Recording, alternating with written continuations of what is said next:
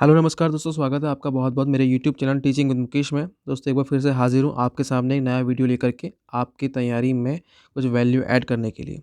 दोस्तों इस वीडियो में हम करेंगे टॉप 15 एमसीक्यूज़ यानी कि एक्सपेक्टेड एमसीक्यूज़ होंगे जो टीचिंग एप्टीट्यूड वाले सेक्शन में उत्तराखंड लेक्चरर स्क्रीनिंग एग्ज़ाम्स में पूछे जा सकते हैं। ये मोस्ट एक्सपेक्टेड हैं। मैंने काफ़ी रिसर्च करके और बाकी जो प्रीवियस ईयर पेपर है उसमें से लिंक करने की कोशिश की है कि किस टाइप के क्वेश्चन वहाँ से पूछे गए थे और कैसे क्वेश्चन जो है अब पूछे जा सकते हैं। तो आइए बिना किसी देरी के इस वीडियो में आगे बढ़ते हैं। तो जो पहला क्वेश्चन यहाँ पे है, फर्स्ट क्वेश्चन है कि who is the author of the book democracy and education. Democracy और एजुकेशन नामक जो एक किताब है, उस किताब के लेखक कौन है? जो पहला वाला पेपर हुआ था आपका 2021 वाला, उसमें भी स्क्रीनिंग में एक क्वेश्चन इस टाइप का आया था, वहाँ पर भी जो पुस्तक से क्वेश्चन आया था, ठीक है? तो इसमें हम देखते हैं यहाँ पे ऑप्शन आपके 4 क्वेश्चन हैं। तो चारों में से जो सही जवाब हो जाएगा वो हो जाएगा ऑप्शन नंबर 1 जो है जॉन डीवी, यानी कि जॉन डीवी ने बुक लिखी है जिसका नाम है डेमोक्रेसी एंड एजुकेशन। आगे बढ़ते हैं, what is the full form of ICT. ICT की फुल फॉर्म क्या है? ठीक है, आपके सामने 4 ऑप्शंस हैं। आप ऑप्शन को देखिए और अब एक बार खुद से सॉल्व कीजिए कि क्या जो सही आंसर होगा इस पर्टिकुलर क्वेश्चन का। देखिए जो सही आंसर हो जाएगा ऑप्शन नंबर सी, जिसका नाम जो है इंफॉर्मेशन एंड कम्युनिकेशन टेक्नोलॉजी। इसका हो जाएगा सही जवाब आईसीटी की फुल फॉर्म। अगला है in which method adopt the higher order of objectives. कौन से मेथड में हायर ऑर्डर ऑफ ऑब्जेक्टिव्स को फॉलो किया जाता है, इनको अपनाया जाता है? ऑप्शन आपके प्रोजेक्ट मेथड है, एक्टिविटी मेथड है, ड्रिल मेथड है या फिर डिस्कशन मेथड है। कौन सा वाला मेथड यहाँ पर सही जो का जवाब होगा इस क्वेश्चन का? तो जो ऑप्शन होगा सही वाला वो होगा ऑप्शन नंबर ए, यानी कि प्रोजेक्ट मेथड। प्रोजेक्ट मेथड में हमें हायर ऑर्डर ऑफ ऑब्जेक्टिव्स को सेट करना होता है, अडॉप्ट करना होता है। अगला क्वेश्चन है which one of the following is not a principle of teaching learning process. इसमें से कौन सा टीचिंग लर्निंग प्रोसेस का एक प्रिंसिपल नहीं है? ठीक है, तो शायद एक प्रिंस इसका एक सॉरी एक क्वेश्चन में एक मिस्टेक हो गई है। सिद्धांत नहीं, सिद्धांत है। ठीक है, हाँ, तो once something learn it keeps enhancing with time, यानी कि एक बार जब कोई चीज़ सीख ही ली जाती है तो वो चीज़ क्या होती है, इन्हांस होती रहती है, यानी कि उसमें और चेंजेस और चीज़ें ऐड होती जाती हैं समय के साथ साथ। ठीक है, ये बात भी बिल्कुल सही है। Adults learn through out their life time. जो एडल्ट होते हैं अपनी लाइफ टाइम तक सीखते रहते हैं। हाँ, कुछ ना कुछ हम अपनी लाइफ टाइम तक सीखते ही रहते हैं, ये भी एक टीचिंग लर्निंग प्रोसेस का ही एक पार्ट है।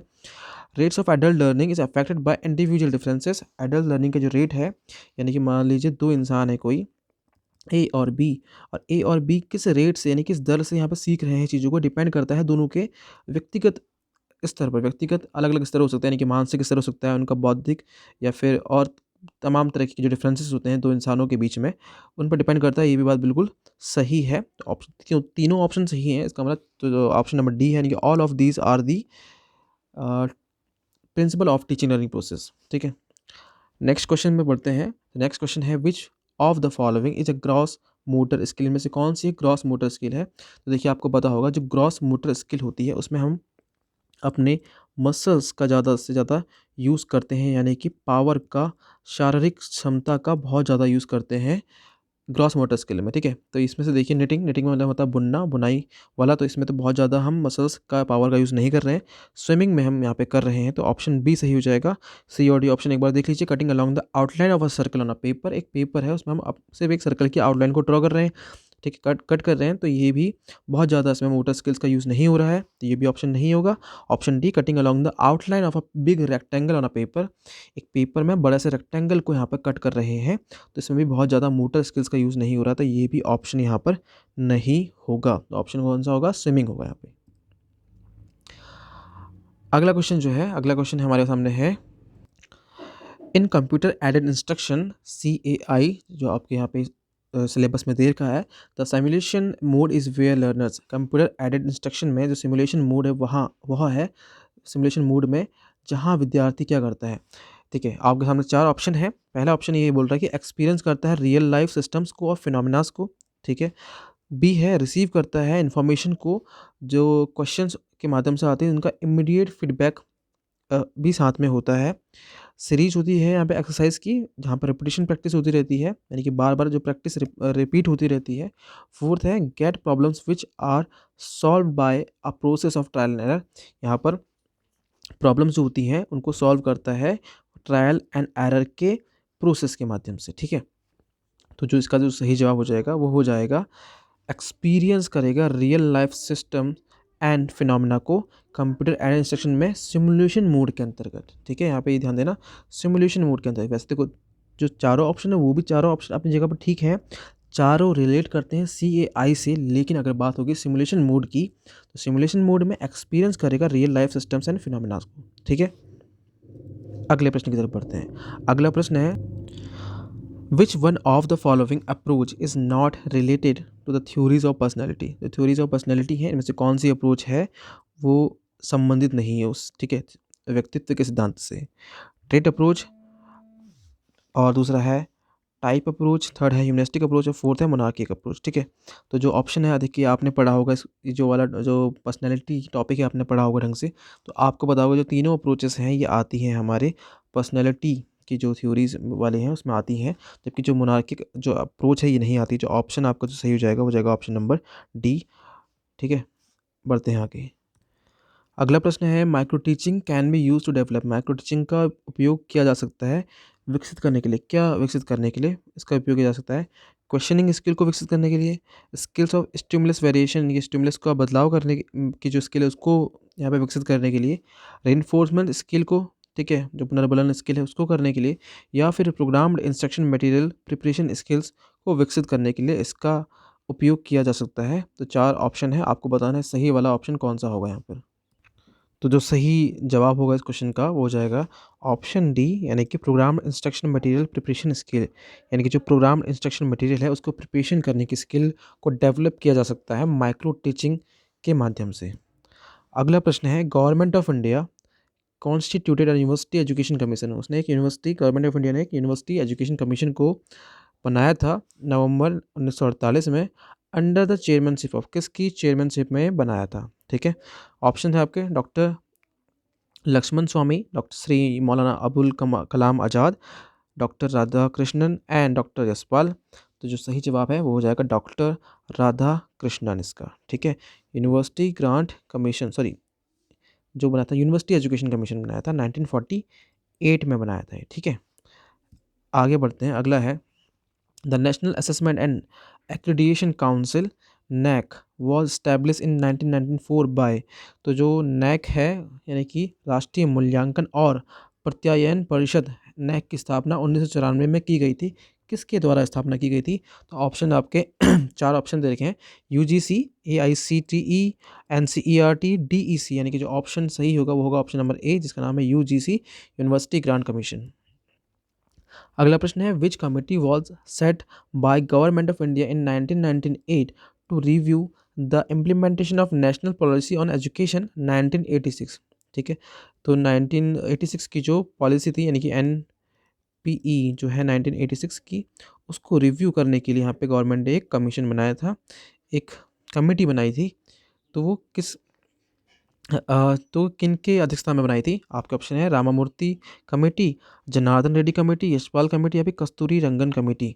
तो बताइए चारों में से सही जवाब कौन सा हो जाएगा? तो जो सही जवाब है इस क्वेश्चन का वो है ऑप्शन ए, रामामूर्ति कमेटी, ठीक है, क्योंकि इनके जो अध्यक्ष थे वो थे रामामूर्ति, जो थे इनके अध्यक्ष थे, और उन्हीं की अध्यक्षता में एक कमेटी बनाई गई थी जिसका काम था कि वो चेक करे जो NPE 1986 का इम्प्लीमेंटेशन है, यानी कि जो इसके जो कार्य हैं उनकी समीक्षा करने के लिए कमेटी बनाई थी, उनके अध्यक्ष ने बनाया गया था। अगला प्रश्न है which commission recognise the strengthening of social and national integration as one of the main goals of education. किस आयोग ने सामाजिक और राष्ट्रीय एकता को मजबूत करने को शिक्षा के मुख्य लक्ष्यों में से एक माना? ऑप्शन है आपके national policy in education 1986, revised national policy 1992, education commission of India और 1964-66, या फिर सेकेंडरी एजुकेशन कमीशन 1952 से 53। तो बताइए इन चारों में से कौन सा सही जवाब है इस पर्टिकुलर क्वेश्चन का? तो जो सही जवाब इस पर्टिकुलर क्वेश्चन का वो है एजुकेशन कमीशन ऑफ इंडिया 1964-66। और इसे ही, अच्छा एक बार बताइए जल्दी से, इसे किसी और नाम से जानते हैं?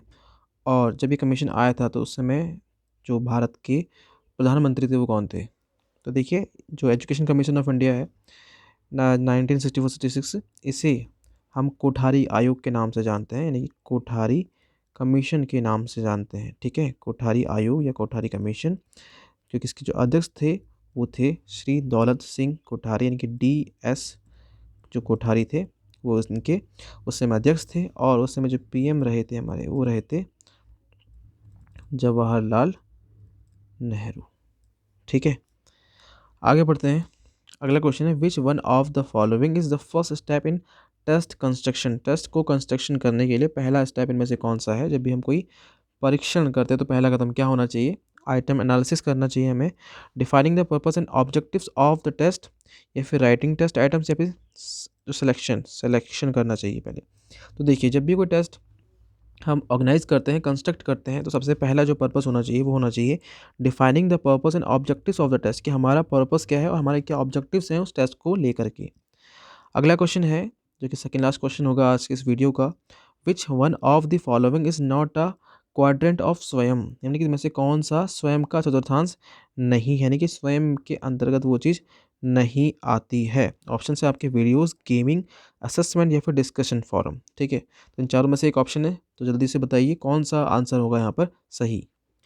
तो देखिए, जो स्वयं, पहले थोड़ा स्वयं के बारे में जानते हैं। स्वयं क्या है, स्वयं एक ऑनलाइन ई लर्निंग प्लेटफॉर्म है, ई लर्निंग का प्लेटफॉर्म है जो प्रोवाइड कराता है, देखिए वीडियो लेक्चर्स प्रोवाइड ये करवाता है, तो ये तो इसका आंसर नहीं होना चाहिए। ठीक है, असेसमेंट यहाँ पे कर सकता है कि बच्चा खुद का असेसमेंट, यानी कि टेस्ट वगैरह दे करके ऑनलाइन ही अपना खुद का असेसमेंट कर सकता है कि वो कितना सीख पा रहा है। डिस्कशन फोरम होती है यहाँ पर, यानी कि जो स्टूडेंट है वो बाकी स्टूडेंट के साथ डिस्कस कर सकता है, या फिर जो जिसने भी उस कोर्स को यहाँ पर प्रोवाइड किया है, यानी कि जो इंस्ट्रक्टर है उस समय पर, उनके साथ जो स्टूडेंट हैं वो डिस्कस कर सकते हैं अपनी अपनी प्रॉब्लम्स को। तो जो सही जवाब होगा गेमिंग होगा। भाई गेमिंग इसके अंतर्गत नहीं आती है। अगला है WBL किसके लिए आता है, यानी कि WBL का फुल फॉर्म क्या है। ऑप्शन है आपके, वाइट बेस्ड लर्निंग के लिए आ जाएगा, web based learning, web biased learning, या फिर वेब बेस्ड लिसनिंग। तो देखिए, जो सही जवाब होगा वो होगा हमारा वेब बेस्ड लर्निंग। ठीक है, सही जवाब होगा web based learning, option number 2। तो देखिए, ये थे हमारे कुछ टॉप 15 MCQ, यानी कि मोस्ट एक्सपेक्टेड MCQ जो आपके टीचिंग एग्जाम्स में आ सकते हैं। बहुत ज़्यादा चांसेस होती है ऐसे क्वेश्चंस को आने की। मैंने जो सारे MCQs हैं वो डिज़ाइन किए हैं प्रीवियस ईयर बेस्ड, जो आपका एग्ज़ाम था उसके बेस पर ही, तो इररिलेवेंट क्वेश्चन तो कोई भी नहीं है। तो ऐसे ही वीडियोस और आएंगे, जो मेरे चैनल है, यूट्यूब चैनल है, और आप सब्सक्राइब कर सकते हैं, लाइक कर सकते हैं, इस वीडियो को शेयर कर सकते हैं अपने उन दोस्तों के साथ जो तैयारी कर रहे हैं आप ही के साथ उत्तराखंड लेक्चरर एग्ज़ाम की। तो मिलते हैं आपसे नेक्स्ट वीडियो में। Thanks for watching this video.